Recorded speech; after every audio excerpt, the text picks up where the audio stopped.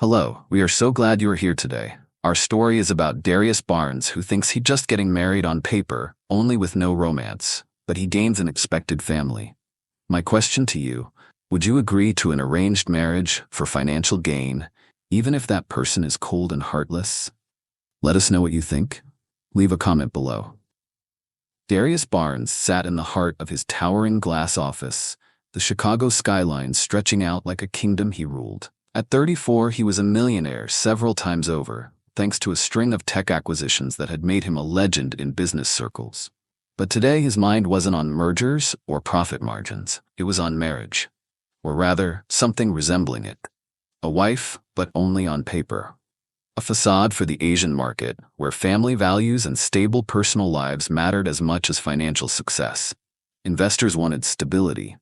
Shareholders wanted to see a man they could trust. And Darius needed the illusion more than ever as he prepared to expand into Tokyo and Seoul. He leaned back in his leather chair as Marcus McCoy, his best friend since college and chief operating officer of Barnes Industries, entered the room holding a slim black folder. "Here's the short list," Marcus said, dropping the folder onto Darius's desk with a dull thud. His voice was skeptical, like he couldn't quite believe this was happening. 5 applicants, all vetted. All signed confidentiality agreements. None of them know what the real job is yet. I interviewed them personally. Darius flipped open the folder, scanning the names and headshots. Marcus had selected women through a discreet partnership with a companion services company, an elite agency that placed respectable individuals into social settings for people who needed a date, a dinner companion, or in Darius's case, a contractual wife. "You're serious about this?" Marcus asked, crossing his arms and raising a brow. Darius didn't bother looking up. Very. Each file was crisp and efficient. Education, family background, personal demeanor, emotional intelligence. Darius wasn't looking for beauty alone. He needed loyalty, professionalism, and someone who wouldn't complicate things with messy emotions.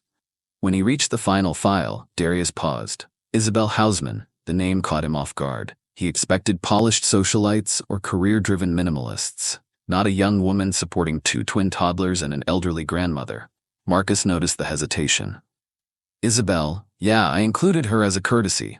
Sweet kid, tough life, works 2 jobs, no formal degrees. I doubt she even knows how to fake a gala smile. She's more suited for Sunday picnics than boardroom appearances." Darius kept reading. Isabel was 26, strong references from her employers. Fiercely protective of her family, a quiet resilience showed through her neatly written answers. She had everything to lose and everything to gain. He closed the folder. "I choose her," Darius said, voice firm. Marcus blinked. "You're joking." "No. Barnes, this isn't a charity. You'll be parading her in front of billionaires, diplomats, royal families. She'll honor the deal," Darius cut in, already reaching for his phone. "'Cause she needs this more than anyone else on your list. She'll understand that this is about survival, not romance." Marcus raked a hand through his hair, frustration and admiration warring on his face. "You're cold. You know that?" Darius gave a faint smile, the kind that never quite reached his eyes. "Business, Marcus. It's always business." As Marcus left the office grumbling, Darius sat back and let his mind race ahead, to the contracts, the public appearances, the staged marriage proposal. Isabel Housman didn't know it yet, but her life was about to change forever, and so was his. A black car with tinted windows pulled up in front of the small duplex where Isabel Housman lived with her grandmother and 4-year-old twin sons. The driver, polite and nameless, opened the door without a word. Isabel glanced back at the living room window where her grandmother peeked through the curtain, giving her a supportive if puzzled wave. This was unlike anything she had ever done. But the promise of a life-changing opportunity, the kind that could secure her family's future, was too big to ignore. When she entered the penthouse suite at the top of Barnes Tower, her breath caught in her throat. The ceiling stretched into infinity. The floor-to-ceiling windows framed the Chicago skyline in gleaming steel and glass. Everything smelled expensive. Leather, mahogany, and something faintly spicy in the air. And there he was, Darius Barns. He stood by the window, dark suit perfectly tailored, hands tucked casually into his pockets, but there was a tension to him, a calculation in his gaze when he turned toward her. He was handsome in a sharp, almost brutal way. Not the type of man she would ever cross paths with in her normal life, and certainly not someone who needed anyone like her. "Isabel," he said, his voice a smooth, commanding baritone. "Thank you for coming."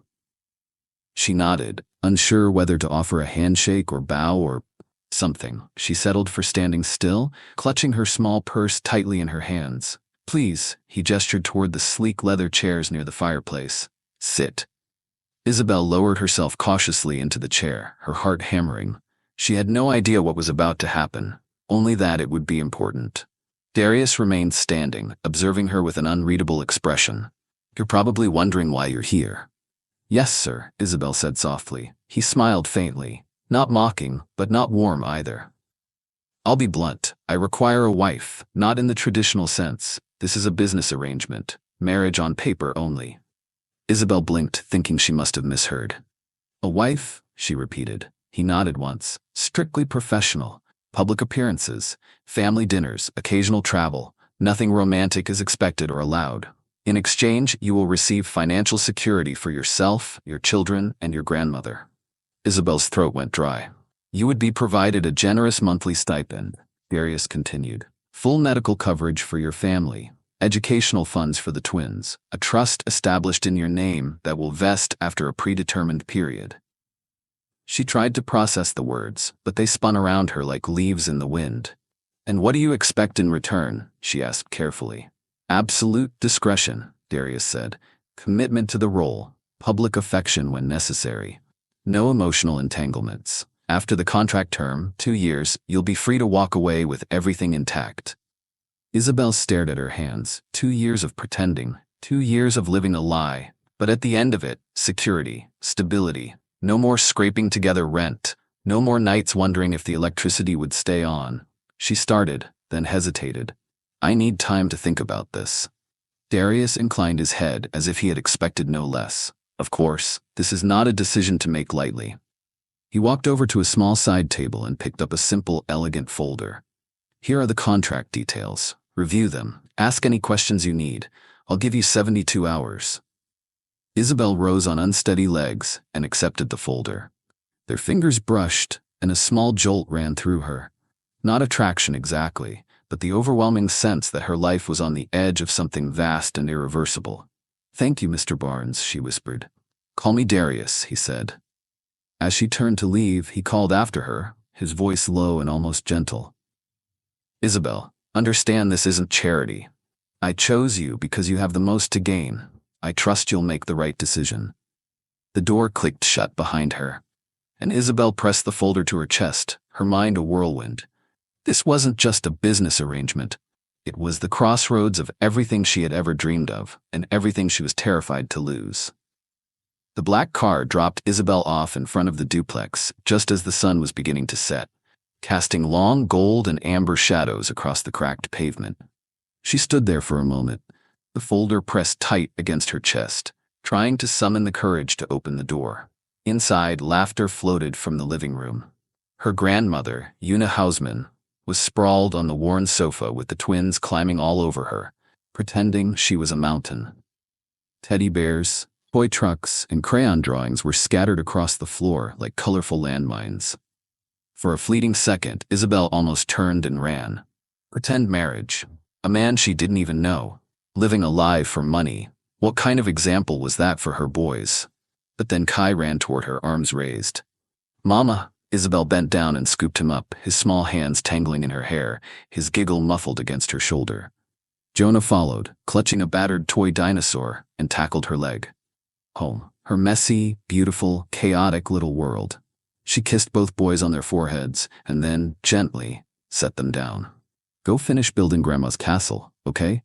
With reluctant grins, the twins returned to their fortress-building efforts. Una, watching Isabel with keen dark eyes, patted the spot next to her on the couch. "Come," she said simply. Isabel sat down heavily, the folder still unopened in her lap. Una placed a hand on hers, warm and steady. "Tell me, what did he want?" So Isabel did. She explained everything. Fake marriage, the contract, the promises of financial security. She spoke in a low voice, careful not to let the boys overhear, and with every word she said out loud, the situation seemed even more surreal. When she finished, she stared at her grandmother, heart pounding, waiting for judgment, waiting for disappointment. Una said nothing for a long time. She simply looked at Isabel the way she always had, not with criticism, but with deep, fierce love. Finally, she spoke. "You are afraid," Una said. Isabel swallowed. "Of course I am. It feels wrong, marrying for money, lying to everyone." "You would not be lying," Una said softly, her accent lilting. "You would be surviving, protecting, building a future. There is no shame in choosing survival." "But it's more than that," Isabel whispered. "What if I fail? What if I embarrass him? What if I ruin everything?" Una smiled, a sad, knowing smile. She brushed a strand of hair from Isabel's face. "My darling girl, you have already survived worse than pretending to be a wife." Isabel blinked back sudden tears. "You have fought hunger, fear, loneliness. You raised 2 bright sons without a partner. You cared for an old woman when you could have chosen an easier life." Una's voice trembled slightly. "You are strong, stronger than you know." The twins squealed in the background, toppling part of their pillow fort. Isabel let out a choked laugh. "I don't want to lose myself," she said. "In his world, his rules." "Then don't," Una said firmly. "Take the opportunity, but stay true to yourself. Be the woman who built castles out of nothing for her children. Be the woman who walks through fire and still stands tall." Isabel sat there for a long time, Una's hand wrapped around hers, the folder like a stone in her lap. Finally she whispered, "I need to sleep on it." Una nodded, squeezing her hand. "Sleep, child. Tomorrow will bring you answers." And deep down, Isabel knew. Tomorrow she would have to decide between the life she had and the life she could build. They met days later. Darius sat at the same sleek conference table, his fingers steepled beneath his chin as he watched the elevator numbers descend on the building's monitor. He wasn't used to waiting for answers. Most people scrambled to say yes to him before the ink was dry on the offer. But Isabel Housman had taken her full 72 hours. When the elevator dinged, he stood automatically. She stepped out, calm, composed, wearing a neatly pressed navy blouse and dark jeans. Her hair was pulled back, her makeup subtle but purposeful. She looked like someone who had walked into her own power, and that interested him far more than he let on. "Miss Housman," he said, offering his hand. "Isabel," she corrected, shaking it. Her grip was firm. They sat across from one another in the glass meeting room, the city stretching out behind them. Silence settled like a velvet curtain. "I've read the contract," she began, "and I've thought about what this arrangement could mean for my family." Darius leaned slightly forward. "And?" "I'll do it," she said, and before he could respond, she lifted a hand. "But I have conditions of my own." He arched a brow. "Go on." "I know this is a performance," she said steadily, "but I can't lie well. I never could. If I'm going to play your wife in public, I need to believe it. I need to know you." Darius tilted his head, intrigued. "I want us to spend time together," Isabel continued. "Not romantically, not unless that changes naturally. But I need to understand your world, what drives you, what you like, what you hate, your habits, your routines, even your flaws, your past. Things your real wife would know. Not from a document, but from you." He didn't interrupt. His expression gave nothing away. "You want me to lie convincingly," she said softly. "Then I need to live convincingly. That means we live in the same place, but in separate spaces, at least for now." "And your children?" he asked. "They come with me, and so does my grandmother. We're a package, no exceptions." Darius's jaw shifted slightly, but he didn't object. "I expect full honesty. No secrets, no surprises," she said. "In public, I'm your partner. We are united. I will call you my husband. You will call the twins your sons. I will never undermine you, but in return, I need one thing." Darius met her eyes. "What's that?" "Sunday dinners," Isabel said, her voice softer now. "Every Sunday we sit at a real table. You, me, the boys, my grandmother, like a real family. No excuses. It's the only way I can do this and look anyone in the eye when they ask about you." Darius leaned back slightly in his chair. The steel facade around him flickered just for a second, and something more thoughtful peeked through. "You've given this a lot of thought," he said. Isabel nodded. "I have people depending on me. I can't afford to get this wrong, and I won't be someone who loses herself trying to fit into your world. I'm not asking you to change who you are, but I won't stop being who I am either." She folded her hands, calmly, as if daring him to say no. For a moment, Darius didn't speak. Then, slowly, he stood. "You'll have the Sunday dinners, the living arrangements, the truth," he said, "and I'll have a wife who knows her part and means it." He extended his hand again. "Deal?" Isabel looked at his hand, then up at him. This complicated, closed-off man who somehow agreed to dinner with toddlers and a stubborn old woman every week. "Deal," she said. And in that quiet room without cameras, rings, or an audience, the contract wasn't signed in ink. It was forged in resolve. They were strangers, they were partners, and soon they would be husband and wife. The gates of Darius's private estate opened slowly, revealing a long tree-lined drive and a home that looked more like a modern museum than a place where real people actually lived. Isabel sat in the back seat of the SUV, Kai asleep on her lap, Jonah humming softly next to her while clutching his toy dinosaur. In the third row, Grandmother Una murmured a quiet prayer in Jamaican under her breath. The estate was breathtaking. Sleek glass, minimalist architecture, and stone pathways that curved like sculpture. Isabel admired it, but it didn't feel like home. Not yet. Darius was already waiting when the car pulled up. He wore no tie today, just a crisp white shirt with the sleeves rolled up and charcoal slacks. He looked every bit the billionaire host. And absolutely nothing like a man ready for bedtime stories and toddler tantrums. "Welcome," he said as the door opened. Jonah clambered out first and blinked up at Darius. "Are you the boss here?" Darius hesitated, then nodded. "You could say that." Jonah frowned, unimpressed. "You got any snacks?" From behind, Una coughed back a laugh while Isabel shook her head. "Jonah." But Darius, to everyone's surprise, crouched slightly to the boy's level. "We have a kitchen bigger than your preschool. Let's go see what we can find." Jonah beamed and took off, dragging his brother behind him, both of them now sprinting into the house like they owned the place. Isabel gave Darius a wary glance. "You sure you're ready for this?" "No," he admitted, motioning her and Una inside. "But I said I'd do this right." Inside, the house was pristine and cold. High ceilings, open spaces, and the kind of silence that made children feel like an intrusion. But that silence was broken instantly by the twins' delighted shouting and the unmistakable thud of something plastic hitting the marble floor. "You may want to child-proof the priceless art," Isabel muttered. "We'll start with the corners," he said. Isabel turned to her grandmother, who surveyed the home with a sharp eye and no trace of intimidation. "Your house is very clean," Una said to Darius. "Too clean. Where do you keep your joy?" Darius blinked. "Excuse me?" "Joy," Una said, motioning to the sterile white walls. "The mess, the music, the food smells, that's where joy lives." Isabel bit her lip to stop from laughing. Darius, to his credit, took it in stride.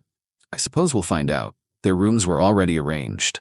Isabel and the twins were placed in the family wing, cozy separate quarters with their own bathroom and playroom. Una had a serene suite overlooking the gardens, complete with a sunroom for her tea and knitting. Darius's wing remained untouched, sleek and masculine, with minimalist furniture and not a toy in sight. That evening, as the twins ran barefoot across the courtyard, Darius stood watching from the patio with a glass of something expensive in his hand. "They're fearless," he said. "They're 4. Isabel replied. "Everything's a battlefield or a jungle gym." "You're adjusting well," he said, "because I don't have the luxury of falling apart." Darius turned toward her. "I meant what I said, Isabel, about anything." "Good, because this is real for me, for them. I'm not putting on a show inside these walls." He nodded slowly. "And I'll do my part, even the Sunday dinners." As if on cue, Jonah came sprinting out of the kitchen holding a half-eaten banana and shouted, "Mom, Mr. Darius has 5 fridges." Darius blinked. "Actually 4. The 5th is a wine cellar." "Whatever," Jonah shouted, then ran off to tell his brother. Isabel leaned on the railing, arms crossed, watching her children run wild in a world that looked nothing like theirs. Then she glanced sideways at Darius. "You sure you're up for this?" He looked at her, really looked at her, and shrugged. "You wanted real. This feels real enough." For the first time, Isabel smiled. And somewhere in the quiet hum of the evening, with children's laughter echoing in a marble courtyard and an old woman arranging herbs in the kitchen, the estate began, just slightly, to feel a little more like home. The wedding day came. It wasn't grand, but it was meaningful. Held in the modest sanctuary of Isabel's childhood church, sunlight spilled through the stained glass windows, bathing the pews in soft gold and violet hues. Her pastor, Reverend Shaw, stood at the altar with a knowing smile, having watched Isabel grow up through hardship, heartbreak, and resilience. Darius wore a charcoal suit, no tie by Isabel's request, and tried not to fidget as the small congregation of friends, neighbors, and family filled the room. It wasn't a media stunt. No photographers, no headlines. Just two people at the beginning of a very strange journey. When Isabel walked down the aisle, holding Jonah and Kai's hands, Darius forgot to breathe. She wore a simple off-the-shoulder gown that flowed like water with every step she took. Her hair was swept back in soft curls, adorned with pearl pins. Her skin glowed under the stained glass, and her eyes, calm, radiant, full of promise, met his without hesitation. For the first time, the reality of it all hit Darius like a punch to the chest. He wasn't just hiring a wife. He was binding his life to a woman who had already proven stronger, braver, and smarter than he could have predicted. When they exchanged vows, short, legal, yet respectfully heartfelt, Reverend Shaw gave them a private blessing. "You may not call it love," he said gently, "but any partnership rooted in trust can grow into something mighty." For the next few weeks, Isabel transformed. Under the guidance of an elite etiquette and public relations coach, a retired diplomat's wife named Celeste Wexley, she was trained in everything from fine dining protocol to international investor etiquette. Celeste was tough but fair, and Isabel soaked up the lessons like a sponge. She and Darius kept their agreement. No romance, but spent time together. Long walks in the garden, quiet coffee talks in the kitchen in the morning hours before the twins woke. Heated debates about ethics and tech expansion. Even late-night confessionals about past heartbreaks, childhood scars, and the pressures of their respective worlds. They was building a bond. Darius began to realize that Isabel wasn't just intelligent, she was intuitive. She asked questions no one dared ask. She listened, and she remembered. The night of the party came like a storm on the horizon. It was hosted by one of Darius's most influential Asian investors, Hiroshi Tanaka, a notoriously sharp businessman with little patience for distraction. The guest list read like a Forbes spread: CEOs, board members, international bankers, and policymakers. Isabel stepped out of her bedroom looking flawless. Darius, too stunned to speak for a moment, he could only stare. "You look," he cleared his throat, eyes trailing from her eyes to her lips. "Unbelievable." She quirked a brow. "Good enough to make a boardroom blush? Good enough to start a bidding war." As the limo pulled up to the Grand Hotel ballroom, Darius reached over and stilled Isabel's hand. "Nervous?" he asked. "Terrified," she admitted, then turned and smiled. "But I'm ready." And then she stepped out of the car. The entire valet line paused. Isabel's gown shimmered in midnight blue, cut elegantly across the shoulders with a cascading open-back design. Her earrings sparkled like drops of starlight, and her makeup was flawless, subtle, powerful, dignified. But it wasn't just her beauty that stunned the crowd. It was her confidence. The way she carried herself, not as someone playing dress-up, but as a woman who belonged. Inside the ballroom, Isabel stayed by his side, smiling graciously, nodding respectfully. But Darius noticed something unusual. She wasn't just playing her part. She knew people. When they approached Raymond Tullis, a notoriously difficult board member, she greeted him by name and congratulated him on his recent philanthropic award. Later, she introduced herself to Mei Chen, one of their elusive East Asian partners, and casually brought up their shared admiration for sustainable tech manufacturing, something even he hadn't known she cared about. At one point, Hiroshi himself pulled Darius aside. "Your wife is remarkable," he said in quiet approval. "Very informed. She speaks like someone already invested in the company's future." Darius turned to look at Isabel across the room, laughing gently at something Yuna had whispered to one of the other guests. The twins, back home with a sitter, were still the glue that grounded her. But here, in his world, she was thriving. Later, as they rode home in silence, Darius finally asked, "You've been studying the company?" Isabel gave him a knowing smile. "If I'm going to represent you in public, I should understand what you represent behind closed doors. Investors, board structure, your Asian expansion strategy, where you're going, who's watching." He stared at her, jaw slack. "I'm not just a prop, Darius," she said quietly. I'm your partner. That's what we agreed. And as the city lights flickered past, he realized something terrifying and exhilarating. Isabel was no longer just playing the role. She was becoming exactly what he never knew he needed. 2 weeks after the investor party, Darius found himself standing in front of Isabel's office door. Hesitant. It was a feeling he wasn't used to. Darius Barns didn't hesitate. He commanded. He decided. He moved. But somehow every time he came close to Isabel lately, he found himself pausing. She looked up from her laptop as he entered, tucking a loose strand of hair behind her ear. She wasn't dressed for a formal event today, just simple jeans, a soft ivory sweater, and bare feet tucked under her on the chair. And she looked perfect. He cleared his throat. I've been thinking. That sounds dangerous, she teased, closing the laptop and giving him her full attention. We should be seen together more often. Publicly. For appearances, he added quickly. She arched a brow. Appearances? He nodded. People are watching. Investors, partners, the media. If they believe our marriage is genuine, it'll give the company more stability during the Asian expansion. It's important. She studied him for a long moment, that uncanny way she had of seeing more than what he said, but finally nodded. All right, date nights? Exactly, he said, maybe a little too quickly. Once or twice a week. Public places, dinner, theater, charity events. And maybe a few walks in the park, she teased, the corner of her mouth twitching. He smirked. Yeah, if we must. But inside, something warm uncoiled in his chest. He wasn't just doing this for appearances. He wanted to know her. He wanted to spend time with her. Their first official date was a charity gala for a children's hospital. Isabel wore a deep green dress that made the emerald in her earrings look pale.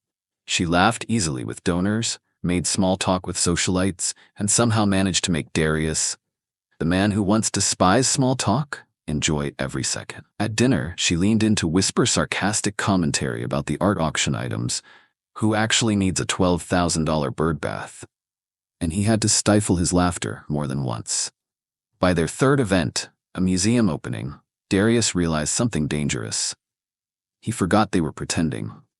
He liked holding her hand. He liked the way she leaned into his side when introductions were made. He liked the way she glanced at him across the room, giving him strength without saying a word. Marcus McCoy noticed it immediately. After a board meeting, Marcus caught Darius in the hallway and pulled him aside. You're playing with fire, Barnes, Marcus said, voice low. Darius raised a brow. Meaning? Marcus crossed his arms. Meaning, you keep looking at her like she's more than a business partner, like you're invested. Darius didn't answer. He didn't have to. Marcus shook his head. I'm not saying it's bad, man. Isabel's incredible. She's smart, classy, loyal. Anyone can see that. Hell, half the investors have commented how much more grounded you seem with her. Darius frowned. And just know what you're doing, Marcus said. Because Isabel isn't a game. She's not temporary like the others. That hit harder than Darius expected. Because deep down, he already knew. Isabel Housman wasn't temporary.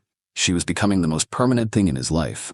And if he wasn't careful, he was going to lose the very careful lines they had drawn between business and something far more dangerous. The night of the charity masquerade gala arrived with a kind of restless energy. Darius adjusted the simple black mask over his face as the limo pulled up to the grand ballroom. Beside him, Isabel sat adjusting her own, a delicate lace creation that only made her wide brown eyes more mesmerizing. You're sure about this? Darius asked, his voice lower than usual. Isabel grinned. Are you nervous, Mr. Barnes? He scoffed. I don't get nervous. She bumped his shoulder playfully. Sure you don't. Big, scary billionaire afraid of a few people in fancy masks. He shook his head, but a smile tugged at his mouth anyway. Inside, the ballroom was pure magic. Crystal chandeliers dripping light, orchestras swelling, the scent of champagne and roses in the air. The masks turned strangers into mysteries, and for a few hours, no one knew titles or bank accounts or past mistakes. It was like slipping into another world. And in that world, Darius forgot about the contract. Forgot about the watchers. All he saw was her. Their hands brushed as they navigated the crowd. Electricity. Real. Immediate. Dangerous. After a whispered introduction to a few dignitaries, Darius leaned close and murmured, You're doing incredible. That's because I have a cheat sheet, Isabel whispered back. tapping his chest lightly where his heart beat under his shirt. You. It knocked the air out of him for a second. Her touch was light, playful, but his heart thudded heavily in response. When the waltz music swelled, Darius didn't hesitate. He held out his hand. "May I have this dance, Mrs. Barnes?" Isabel laughed softly, a breathless sound, and slid her hand into his. "Only if you promise not to step on my toes." "Can't make promises I can't keep," he teased. They moved on to the dance floor. At first it was careful, measured, like business. But somewhere between the second and third turn, it changed. Darius's hand slid instinctively to the small of her back, drawing her closer. Isabel didn't resist. Her palm flattened against his chest. Her body fitted into his like a missing piece. They moved together, so effortlessly, so naturally, that it startled them both. Her laugh vibrated against him when he spun her, unexpected and free. His thumb brushed the exposed skin of her back, a simple touch, but enough to make them both forget the 100 eyes in the room. In that moment, the walls between them wavered and crumbled. Later, outside on the empty balcony, the city lights shimmering below them, Darius turned toward her, the cold air curling around them. "You," he said hoarsely, "are dangerous." She tilted her head, smiling slightly. "Because I dance better than you?" "Because I forget why we started this," he admitted, voice raw. The night air wrapped around them. His hand came up to brush a curl from her cheek, lingering longer than it should have. "Darius," she whispered. "Tell me to stop," he said, voice low. She didn't. She couldn't. He lowered his head slowly, giving her every chance to pull away, but she lifted her chin instead, closing the distance. The kiss was soft at first, tentative, searching, but deepened almost immediately into something more real, more claiming. A slow ache built between them, the careful boundaries of months crashing down around them. When they finally pulled apart, breathless, their foreheads resting together, neither spoke for a moment. They didn't need to. Everything had changed, and both of them knew. Whatever arrangement had once existed on paper, it was nothing compared to the feeling sparking between them now. The house had settled into a soft nighttime rhythm. The twins were tucked away upstairs, the soft murmurs of their bedtime stories drifting faintly through the halls. Isabel had disappeared into her small office to finish a few notes from the event. The clink of a teacup being set down echoed from the kitchen. Darius didn't expect to find Una waiting for him when he passed through the living room. She sat comfortably in one of the armchairs, knitting needles clicking slowly, rhythmically, like a metronome counting down the seconds. "Darius," she said without looking up. He stopped, instinctively straightening his jacket. "Sit," Una said simply. He obeyed, not out of obligation, but out of the quiet respect she commanded so effortlessly. For a long moment, there was only the steady sound of her needles. Then she set her knitting aside and looked directly at him. The full weight of her years, her wisdom, and her heart behind her gaze. "I've watched you," she said softly, "and I've watched her." Darius swallowed, unsure where this was headed. "I see the way you look at my granddaughter, the way your eyes follow her even when she's not looking, the way you lean toward her without even thinking." Una's voice was calm but unyielding. "You are no longer pretending, Darius." He said nothing. He couldn't. "You made a promise," she continued. "Security, stability, protection. No lies, no surprises." "I haven't broken it," he said quietly. "No," she agreed. "But you will, if you let this grow and do not tell her." He frowned, shifting uncomfortably. "It's complicated." Una gave a rare, sharp smile. "Complicated is for cowards. Love is simple. You either claim it or you lose it." The word love landed between them like a heavy stone. Darius stared at the floor for a long moment, struggling to find the right words, the right truth. "I didn't expect this," he finally said. His voice was lower now, almost raw. "She wasn't supposed to matter. Not like this." "But she does," Una said firmly. "And not because of the arrangement, not because of the contract. But she is Isabel." Darius closed his eyes briefly. Images flashed behind his lids. Her smile, her fierce loyalty, the way she soothed the twins' fears without blinking, the way she challenged him without fear, the way she saw him without expectation or agenda. He opened his eyes. "I don't want to hurt her." "Then don't," Una said simply. "Tell her what is growing in your heart before it becomes a wound she cannot forgive." The room fell into a heavy silence. Then Una stood, her small frame deceptively strong. Isabel is stronger than anyone I know, she said, gathering her knitting. But even strong hearts can break if they are misled. She walked past him, but paused at the doorway, casting one final glance over her shoulder. She deserves to be loved out loud, Darius, not hidden behind contracts and caution. And with that, she disappeared into the quiet of the house, leaving Darius alone with the truth he could no longer ignore. He wasn't playing a role anymore. He wasn't protecting an image. He was falling, had already fallen, for Isabel.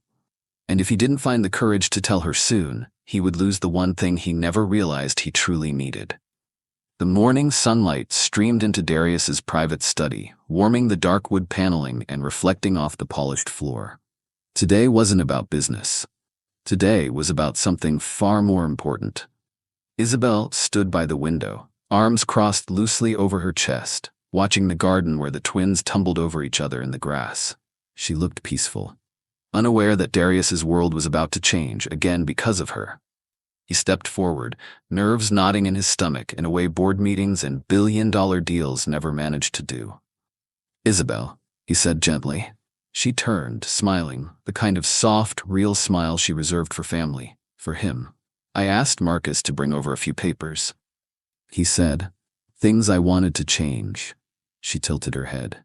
"Change?" He moved closer, pulling a few documents from the folder in his hand. His voice was steady, but every word carried the weight of his heart. "I had our agreement redrawn," he said. "No more 2-year deadline. No expiration date." Her brows furrowed slightly. "I also filed paperwork this morning," Darius added, his throat tightening, "to legally adopt Kai and Jonah." Isabel's hands flew to her mouth, her eyes wide with disbelief and emotion. "I don't want to be your business partner, Isabel," Darius said, his voice deep and raw. "I want to be your family, not because of appearances, not because of investors, but because—" He stepped even closer until there was barely a breath between them. "Because I love you." The words hung between them, pure, unvarnished truth. "I love you," he repeated, his hands gently taking hers. "I have from day one. I was just too damn afraid to admit it, but I don't want a contract. I want a life. With you. With our boys. With Yuna." Tears glistened in Isabel's eyes, but she didn't cry. Instead, she leaned up on her toes and pressed her forehead against his, their hands still entwined. "I love you too," she whispered. "I didn't know it would happen, but it did. You're part of us now." He kissed her then, slow and full of all the promises he could never put into words. And when he finally pulled away, the world seemed a little quieter, a little clearer. They were no longer pretending. They were no longer partners bound by papers. They were a family, by choice and by love. Later that day, news broke like a firestorm across the industry. An anonymous source, later traced back to rival firm Hanover, leaked a vicious rumor. Darius Barnes's marriage was fake, a fraud to secure Asian market deals, a calculated move to manipulate Hiroshi Tanaka's investment group. The smear campaign spread fast. Financial blogs, business tabloids, whispered gossip among boardrooms. At a private shareholder meeting, Hiroshi Tanaka himself requested Darius's presence to clarify the rumors. The room was heavy with tension when Darius walked in. Isabel at his side, her hand firmly in his. Her wedding band glinted under the harsh lights. Everyone watched, waiting for a crack, waiting for proof. Darius didn't hesitate. He pulled Isabel gently to his side before addressing the room. "My marriage to Isabel is real," he said calmly. "It began as a business agreement.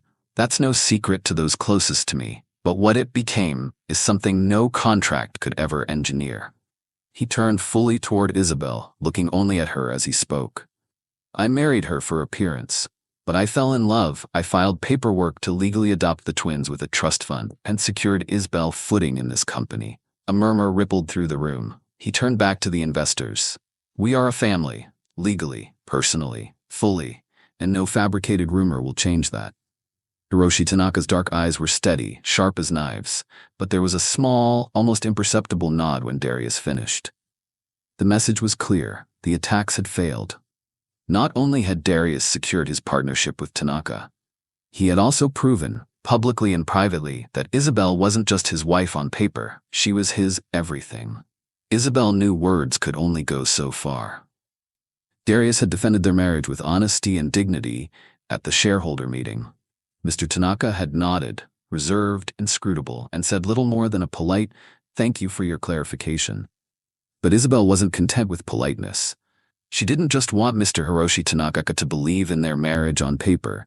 She wanted him to feel the truth of it in his gut, to see for himself what she and Darius had built, what they were still building. So she invited him to lunch. No cameras, no assistants, no catered spread or corporate gloss, just them, as they really were. Darius raised a brow when she told him. "You invited Hiroshi to our house?" he asked, setting down his tablet. "Our home," Isabel corrected gently. "Yes, I want him to see what we've built, and I want you to stop underestimating the power of something as simple as a family meal." Darius stared at her for a beat, then exhaled. "You're something else," she smiled. "You have no idea."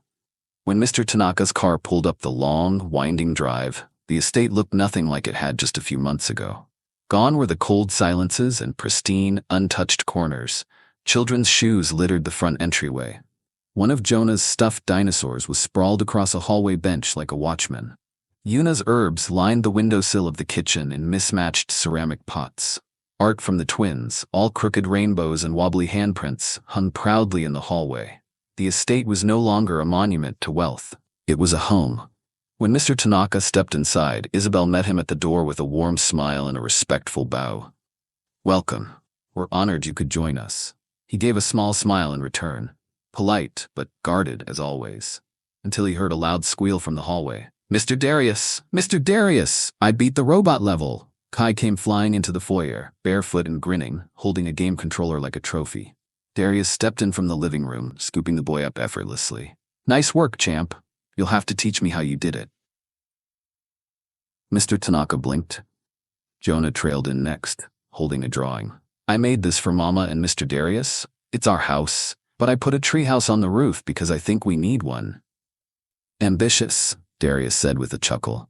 Isabel gently ushered their guest toward the dining room, where a long wooden table, once rarely used, was set with mismatched plates, a woven runner, and the delicious aroma of ginger chicken and roasted vegetables. Yuna stood proudly at the head of the table, wiping her hands on her apron.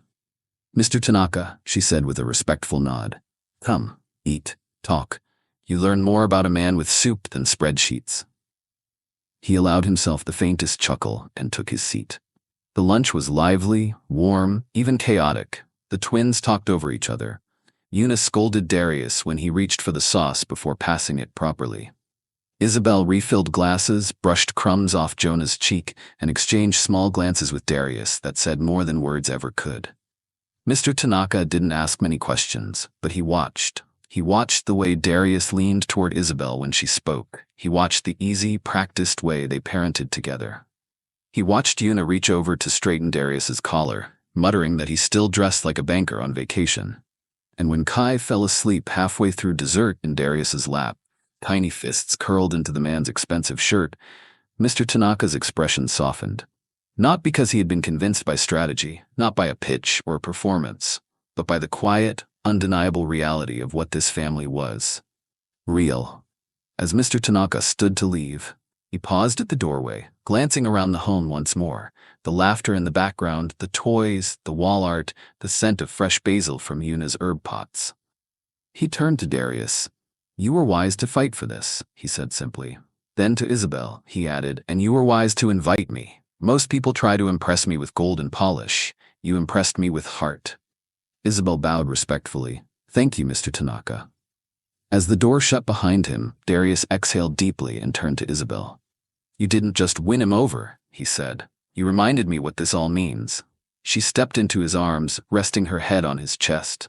"No more pretending," she whispered. "Ever." "No more pretending," he promised, holding her tighter than ever before. Darius decided they needed a family vacation. The trip was a surprise, at least to the boys. Darius had quietly arranged everything. A long weekend in the countryside, nestled between gentle hills and golden meadows, in a quiet estate house with a wraparound porch and no cell service. Isabel had only one rule: no business, no meetings, no phones, just family. Kai and Jonah nearly exploded with joy when they discovered there was a tire swing, a pond with tiny fish, and an ice cream parlor 10 minutes away. Yuna packed homemade kimbap, thermoses of tea, and enough herbal medicine to treat a small army. Isabel packed storybooks, bug spray, and soft blankets. Darius packed silence. Not an uncomfortable kind, but the kind that came from being present. From waking up to giggling boys instead of boardroom alarms. From watching Isabel chase bubbles across the lawn with the twins, sunlight catching her hair, making him forget for entire stretches of time that he was ever anything but theirs. On the second night, after the kids were tucked in and Una had retired early, Isabel found Darius sitting alone on the back porch, staring up at the stars.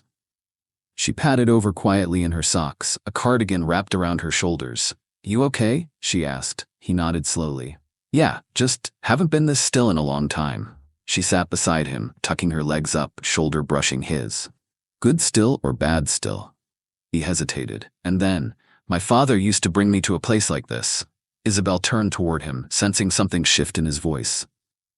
He wasn't affectionate. He wasn't even particularly kind. But once a year when the fiscal year closed, he'd take me out to the lake house. We never talked much. He'd sit with a scotch and I'd sit with my books. And I thought, that was closeness. That was family. His voice cracked just slightly. Then he'd go back to the city and forget I existed for another 11 months. Isabel reached over and slipped her fingers into his. "You're nothing like him," she said quietly. Darius's jaw tightened. "I used to worry I would be, that I'd grow up cold, distant, unable to give love even if I wanted to." He looked at her then, really looked, eyes dark and raw in the moonlight. "But when Kai crawled into my lap last night, when Jonah asked me to read to him again even though I botched half the voices, when Una told me I was stirring soup wrong," he laughed softly, a broken, healing sound. "I realized I'm loved just as I am." Isabel leaned in and kissed his temple. They sat in silence for a while, fingers tangled, hearts exposed. Eventually, Darius whispered, "I want more weekends like this. Not as a break from life, but as life. I want the boys to remember the laughter, the mud fights, the way we sat under the stars." "And me tripping over tree roots?" she teased. "Especially that." The next morning, the boys woke them both up far too early, eager for pancakes and pond adventures. Una insisted on wearing her floppy sun hat. And Darius? He didn't reach for his phone once, because for the first time in a very long time, he wasn't chasing power. He was living in love, and everything felt exactly as it should. The morning after their countryside trip, something shifted. Not dramatically, not with a bang, but in the quiet ways that matter most. In how long Darius lingered in the kitchen, in the way Isabel looked at family photos on the mantle, in how Kai and Jonah called him Dad without even thinking about it. The contract had long since become irrelevant. This was real. This was the rest of their lives. They sat on the patio one sunny afternoon. Isabel in her sundress, reading emails, and Darius sipping iced coffee with his laptop closed for once, when the conversation started naturally. "You know," Isabel said, glancing over her screen, "this house has been good to us, but it was never built for us." Darius finished, nodding. She smiled. "Exactly. It still feels like your house. I want something that feels like ours." Darius looked out toward the garden, where the twins were running barefoot, Una chasing them with a spray bottle and shouting warnings in Jamaican that they were absolutely ignoring. "A home where mud on the floor doesn't feel like a crime," he mused. "A bigger kitchen for Grandma." Isabel added, "A soundproof office," he said, grinning. "With a swing set in view," she replied. They laughed together, but it was real, grounded, rooted. "We'll find the right one," Darius promised, "or build it from the ground up." Isabel reached for his hand. Together. A few days later, they were on a quiet walk through one of the newer community developments outside the city, a place Darius had initially bought land to flip. Now he looked at it with different eyes. "This area needs more than just homes," Isabel said, observing the lack of green space, learning centers, or support programs. "It needs heart, opportunity." Darius paused. Then something clicked. "What if we created it?" he asked. "Created what?" "A foundation. Something with both our names. Focused on families, support for single parents, education for kids, work training for people like your grandmother, proud, skilled people who just need a chance." Isabel blinked, overwhelmed, but not surprised. "You've been thinking about this?" He nodded. "Ever since Tanaka came to lunch, you showed me what real influence looks like." A silence settled between them, thick with something new. Vision. They weren't just living day to day anymore. They were dreaming forward. Together. That night, curled in bed under warm sheets while the twins snored softly down the hall, Isabel traced soft circles on Darius's chest. "There's one more thing I've been thinking about," she whispered. He shifted slightly. She hesitated. "Just a breath. I've been wondering if we're open to the idea of growing our family." He looked down at her, eyes wide, heart instantly awake.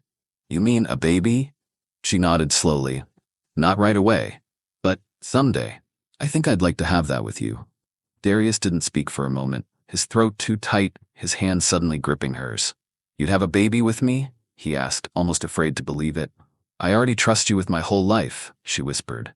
"Trusting you with a piece of both of us? That doesn't scare me." He pulled her closer, cradling her like something precious, like a treasure he didn't know how to deserve but would never let go of. "We'll build that dream too," he murmured. "Brick by brick, just like everything else." And with her head on his chest, his heart full, and their future open wide before them, Darius finally understood what forever really meant. The plans for the foundation moved fast. Isabel and Darius spent late nights sketching ideas, mapping programs, dreaming about scholarships and family housing. It was the kind of work that filled Isabel's heart, purpose-driven, hopeful. But no matter how determined she was, something felt off. At first, Isabel chalked it up to exhaustion. After all, she was balancing the boys, Yuna's herb gardens, planning a foundation, and the hunt for the perfect home. But by the third afternoon in a row, when she dozed off on the sofa, still holding a notebook in her lap, Yuna noticed. "You are not overworked, girl," her grandmother said firmly, standing over her with arms crossed. "You are pregnant." Isabel sat bolt upright, laughing awkwardly. "What? Grandma, I'm just—" "You are glowing," Yuna said. "You sleep like a rock. You cry at cereal commercials. You turned green at the smell of Darius's coffee yesterday." Isabel blinked. Her mind raced. Her heart stumbled. That couldn't be it. Could it? But when she slipped away to the drugstore later that afternoon and came home with a pregnancy test hidden in her purse, her hands shook as she opened the box. Minutes later, staring down at the tiny pink plus sign in the bathroom, she gasped. Hand clamped over her mouth, eyes brimming with tears. She wasn't just dreaming of building a future anymore. She was carrying it inside her. That evening, Isabel put together something special. Not grand. Darius hated unnecessary spectacle. But intimate, full of the kind of warmth that had become the heartbeat of their lives. The dining table was set simply but beautifully. Candles flickered, fresh flowers from Yuna's garden lined the center, and the boys, in on the surprise, bounced with barely contained excitement. Darius walked through the front door, loosening his tie, looking deliciously tired but content. "What's all this?" he asked, surveying the table. "A family dinner," Isabel said smoothly, "with a little extra dessert." He smiled, walked over, and dropped a kiss to her temple. "You didn't have to." "I wanted to." They ate together, talking about foundation logos, silly ideas for fundraising, and the house hunting schedule. It wasn't until dessert arrived that the real surprise unfolded. Jonah and Kai carried the dessert tray, a simple frosted cake, to the table with loud, giggling ceremony. Across the top of the cake, in wobbly but unmistakable letters, it read, "We can't wait to meet our new little brother or sister." Darius froze, fork halfway to his mouth. He stared, then stared harder. Slowly, he lifted his eyes to Isabel, who sat smiling shyly, one hand resting gently over her still flat stomach. "You're?" he whispered, voice cracking. She nodded, tears bright in her eyes. For a moment, Darius couldn't move, couldn't breathe. Then he stood, circled the table in 2 long strides, and dropped to his knees in front of her. Burying his face against her stomach, arms wrapping around her waist like a man anchoring himself to the very center of the universe. "Our baby," he choked out. "Isabel, our baby." She cradled his head against her, laughing and crying all at once. The boys whooped and cheered around them. Yuna, wiping tears discreetly, muttered, "About time." When Darius finally stood, he framed Isabel's face in his hands and kissed her, tender, awed, reverent, while the whole world melted away. They had thought they were building a future with bricks and papers, but their real foundation was right here. Love, family, faith, and a tiny new heartbeat, already beating with all of it. Preparations for the new baby began almost immediately. Isabel laughed one evening when she found Darius in the study, which had once been his stoic retreat, surrounded by books on pregnancy, newborn care, and parenting toddlers. "You're nesting harder than I am," she teased, setting down a cup of tea beside him. "I like to be prepared," Darius muttered, flipping another page and jotting down notes like he was preparing for a hostile boardroom takeover. Isabel leaned down and kissed the top of his head. "You're already the best dad, you know. The twins adore you."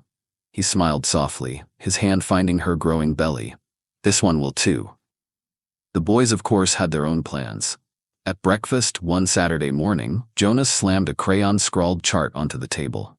"We made a plan," he announced proudly. Kai chimed in. "We're doing the baby party reveal." Isabel blinked. "You mean a gender reveal?" "Yep," Jonas said. "And we're in charge." Darius eyed the chart warily. It featured drawings of balloons, confetti cannons, and what appeared to be an alarming number of water balloons. Against their better judgment, and after Yuna's sly encouragement, Darius and Isabel agreed. The big day arrived. The backyard was decorated with blue and pink streamers, haphazardly taped to bushes. Balloons bobbed everywhere. A giant white box, suspiciously leaking glitter at the corners, sat in the middle of the lawn. Friends and a few trusted family members gathered, just enough to make it feel special without turning it into a media circus. Isabel stood hand in hand with Darius, heart pounding, the twins vibrating with excitement beside them.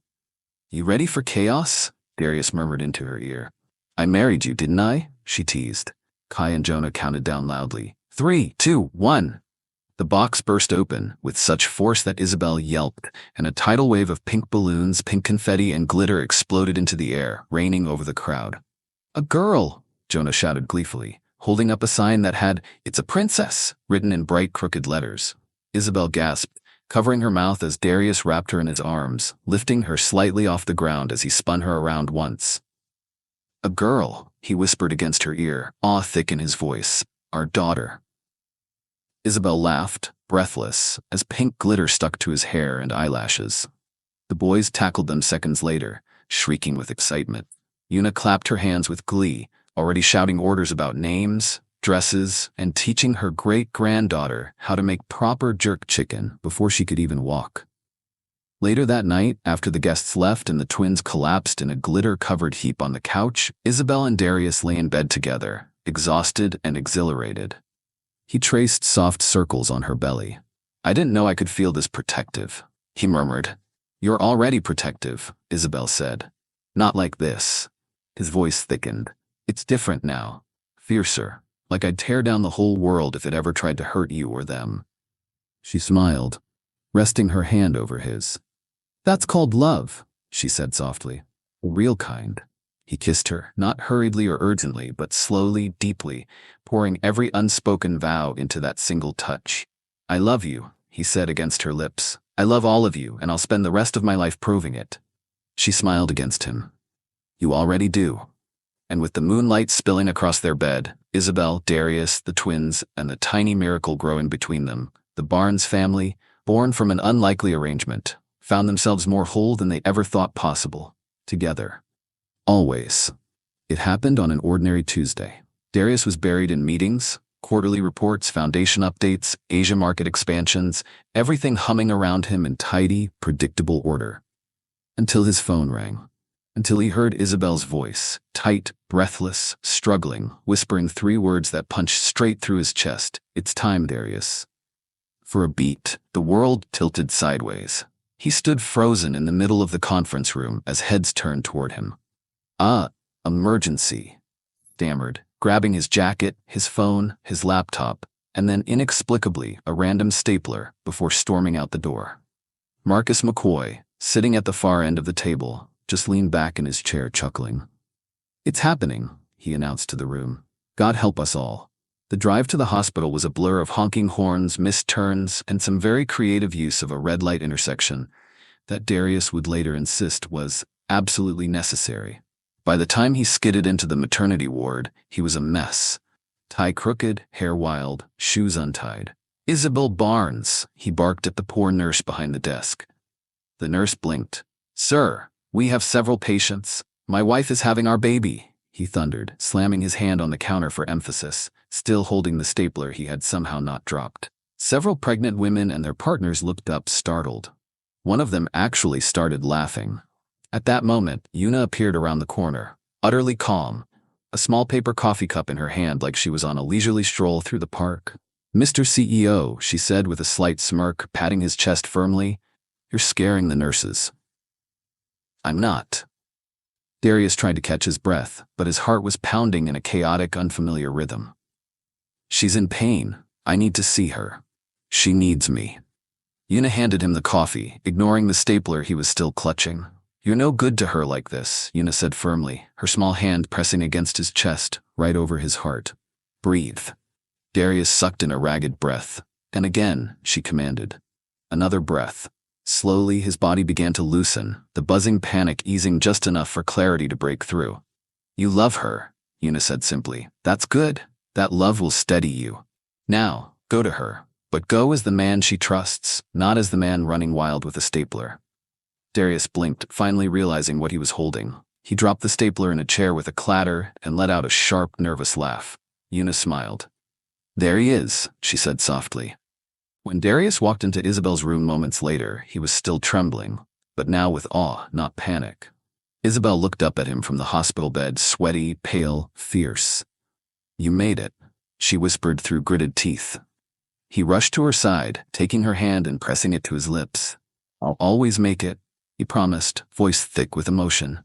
And when the next contraction hit, Darius was there, whispering encouragement, wiping her brow, holding her steady. No boardroom strategies, no carefully structured deals, just love, just heart. And he wouldn't miss a second of the miracle that was about to change their lives forever. The hours blurred into a haze of movement and emotion. Darius never let go of Isabel's hand, not once. Through every contraction, every whispered curse, every exhausted breath, he was there, holding her, anchoring her, loving her through it all. "I can't," Isabel gasped during one particularly brutal wave of pain, tears streaking her cheeks. "Yes, you can," Darius said, forehead pressed to hers, his voice cracked with emotion. "You're the strongest person I've ever known. You've got this. And I'm right here." She clutched his hand harder, and together they rode through the storm. When the final moment came, the room became impossibly still. "All right, Isabel," the doctor said gently. "One more push." Darius felt her entire body tense, saw the determination in her face even through the pain, and then a cry, small, fierce, beautiful. The sound shattered something inside Darius and rebuilt it all at once. "It's a girl," the nurse announced joyfully, lifting the tiny, wriggling newborn into the air. For a moment, Darius could only stare, tears streaming down his face before he even realized it. He had faced hostile takeovers, ruthless competitors, broken promises. Nothing had ever brought him to his knees like the sound of his daughter's first cry. The nurse placed the tiny bundle onto Isabel's chest, and Darius watched, utterly undone, as Isabel, trembling, sobbing, radiant, cradled their daughter against her heart. "She's perfect," Isabel whispered, her voice a mixture of disbelief and awe. Darius leaned over, brushing a kiss across Isabel's damp forehead, then the tiny tuft of dark hair atop their daughter's head. "Thank you," he choked out, his voice thick with tears. "For her. For everything." Isabel turned watery eyes to him. Her name? He had been thinking about it for months, but now it was clear. Clear as the tiny life wrapped in their arms. "Eliana," he said, the name like a prayer on his lips. "It means God has answered." Isabel smiled through her tears, cradling little Eliana tighter. "It's perfect," she whispered. A few hours later, after Isabel had rested, the twins were finally allowed to visit. Jonah and Kai tiptoed into the hospital room, wide-eyed and reverent, holding small Big Brother buttons that Una had pinned proudly to their shirts. Darius crouched down between them. "Are you ready to meet your baby sister?" The boys nodded so seriously it nearly broke Darius's heart all over again. Carefully, Isabel tilted the tiny bundle in her arms so they could see. Kai's mouth fell open. Jonah clutched Darius's sleeve tightly. "She's so small," Kai whispered. "And pink," Jonah added with a critical squint. The boys gently leaned in closer, and Darius watched with aching pride as his sons tenderly touched Eliana's tiny fingers, which instinctively curled around Kai's. "Hi, baby," Jonah whispered. "We're your brothers. We'll keep you safe." Eliana let out a tiny sigh and shifted closer to Isabel's warmth. Eunice stood in the corner, smiling through misty eyes, murmuring a quiet prayer of blessing under her breath. Darius pulled Isabel, the twins, and the baby into his arms, gathering them close. His family. Their family. Perfect. Messy. Beautiful. Real. And in that moment, surrounded by the people he loved more than anything in the world, Darius Barns, the once untouchable businessman, knew that he had finally built the legacy that mattered most: a home, a future, and a love strong enough to weather any storm, forever. 1 year later, the new house sat at the edge of the rolling hills, just far enough from the city to feel like their own private world, but close enough that opportunity and dreams still thrived around them. It wasn't just a house, it was theirs. Hand-chosen fixtures, wide-open windows to catch the sunlight, a sprawling backyard where a treehouse, yes, Jonah's dream treehouse, now stood proudly, thanks to Darius and a lot of questionable handyman skills. The kitchen was Yuna's kingdom, smelling of fresh herbs and spices that spilled from every corner. The twins had their own side of the house, filled with superhero posters and science kits. And in the nursery at the end of the hall, soft pink walls shimmered in the afternoon sun, where tiny Eliana giggled and babbled from her playpen, her dark curls wild and her bright eyes full of wonder. Today the backyard buzzed with life. Friends, neighbors, foundation partners, all gathered for a family barbecue to celebrate the 1-year anniversary of the Barnes Foundation opening, and more importantly, Eliana's first birthday. Balloons bobbed in the breeze. Children ran laughing across the grass. Darius stood at the grill, wearing an apron that said, "Grill Sergeant," a ridiculous birthday hat perched atop his head, flipping burgers with one hand while balancing a very sticky Kai on his back. Isabel watched from the porch, smiling so hard her cheeks hurt. She caught his eye, and he grinned, flashing the smile he reserved for her alone. The one that said, "I still can't believe you're mine." Later, as the sun dipped low and the fireflies began to wink into existence, Isabel found herself wrapped in Darius's arms on the back porch, Eliana asleep against her chest, the twins chasing each other barefoot in the grass. "You happy?" Darius murmured against her hair. She tilted her head back to look at him. "You," she countered. He didn't hesitate.